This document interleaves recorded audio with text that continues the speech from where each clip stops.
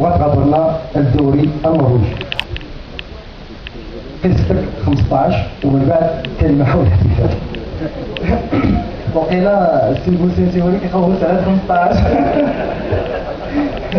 كنشكر هذا السي بوسيتي اللي هو القدوه ديالي، وبهذه المناسبه كنتمنى ان شاء الله حتى عيد السي بوسيتي التدريب ديالو ديال النادي القريبه. الحقيقه غادي تخصني كلام كثير باش نبدا نشكر واحد بواحد.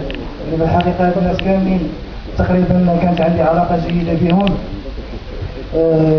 ولكن غادي نلخص الكلام ديالي وغادي نبدا نشكر اول شيء غادي نبدا نشكرو هو الحضور الكريم اللي حضر معنا دابا من السي الوالي والناس البرلمانيين وحتى الناس ديال المجلس البلدي. اولا غادي نبغي نشكر الفريق ديالي الام اللي هو نجم اسفي، اللي في الحقيقه كنعتز بهذا الفريق وكنتمنى ان شاء الله شي اكتفاءات لهذا الفريق اللي في الحقيقه كيصنع لاعبين كثار من بينهم حمد الله من بينهم حمد الله والعديد من اللاعبين اللي كل موسم تقريبا كيرتد 4 إلى 5 لاعبين الاولمبيك كاسبي. كنتمنى ان شاء الله ان هذا الفريق يزيد يظهر في السنوات المقبله ان شاء الله، وينجب العديد من اللاعبين ان شاء الله يكونوا خلف ديال حمد الله.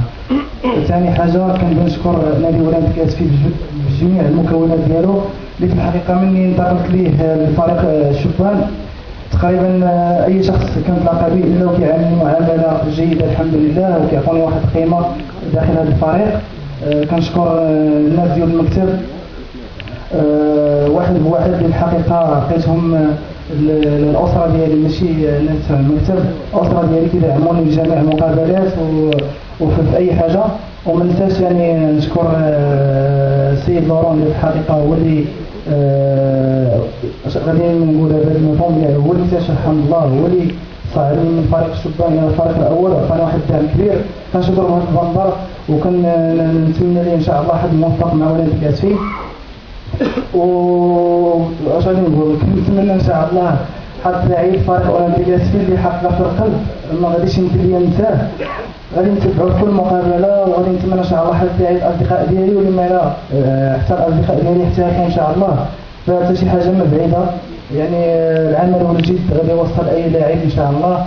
وكنتمنى حد سعيد المدرب الجديد سيوس مريني في المشوار ديالو مع اولمبيك اسفي، وكنتمنى من الله سبحانه وتعالى او هذه وعدت بها العديد من الاشخاص، كنتمنى ان شاء الله ان المسار الاحترافي ديالي من ان شاء الله يكمل وندخل ارض المغرب ان شاء الله لعب فريق اولمبيك اسفي، لاني كنتمنى ان شاء الله ان حمد الله على الرزق يكون متعلق غير باولمبيك اسفي. وشكرا.